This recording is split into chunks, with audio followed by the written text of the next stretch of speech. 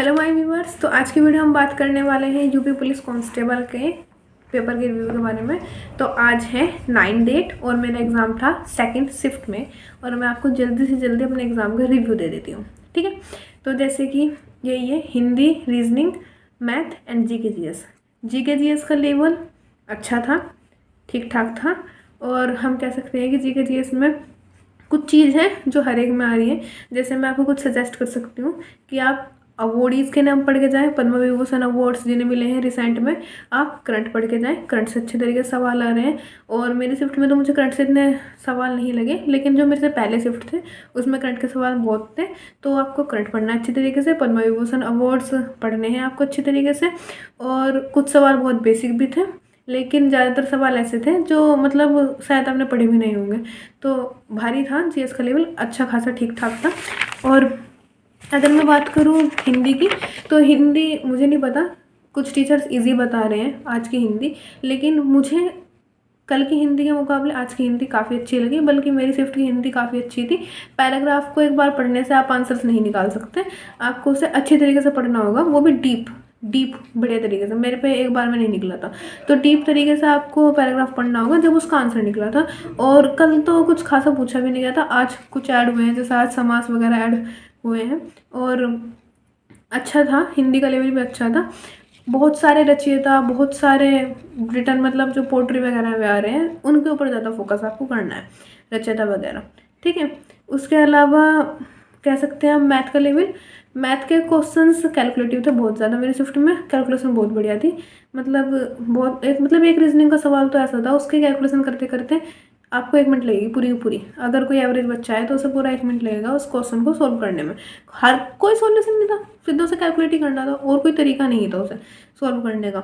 एक का word calculate करना था, ठीक है। अल्फ़ाबेटिकल रीजनिंग का था और मतलब कैलकुलेटिव था पूरा का पूरा मेरा पेपर। और इसमें मैथ में भी 3-4 क्वेश्चन ऐसे थे जो कैलकुलेटिव थे, सवाल ही नहीं आ रहे थे, चाहे कोई ट्रिक लगा लो, सोल्व करना था अल्टीमेटली।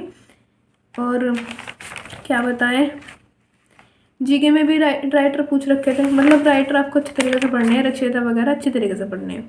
ओवरऑल कह सकते हैं कैलेंडर था, क्लॉक था। रीजनिंग में अगर हम कहें, कैलेंडर था, क्लॉक था। क्लॉक से मेरे शिफ्ट में 2 सवाल थे, कैलेंडर का 1 सवाल था, बेसिक था, इतना ज़्यादा भारी कैलेंडर का सवाल मुझे नहीं लगा।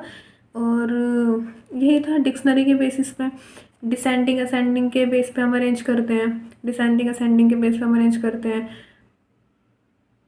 जब हम मतलब ऐसे ही आपको फ्रैक्शन वगैरह वैल्यूज़ दे देंगे और उन्हें डिसेंडिंग असेंडिंग के बेस पे अरेंज करनी है। डायरेक्शंस करके जाएं, बहुत ज़्यादा इंपॉर्टेंट है रीजनिंग में। डायरेक्शंस से आपको 3 से 4 क्वेश्चन देखने को मिलेंगे। डायरेक्शंस करके जाएं, क्लॉकवाइज एंटी क्लॉकवाइज, इस तरीके से करके जाएं। और उसके अलावा 1-2 क्वेश्चन आपको साइंस से भी देखने को मिलेंगे, बायोलॉजी से भी 1 क्वेश्चन था। तो ये पूरा रिव्यू है। ओवरऑल हम कह सकते हैं पेपर का लेवल मॉडरेट था। अगर मैं कहूँ औरों की शिफ्ट में आसान था, भारी था, तो बताना मुश्किल है, क्योंकि मतलब जब इंसान खुद उस शिफ्ट में बैठता है तो उसे अपना पेपर कुछ अलग ही दिखता है ना।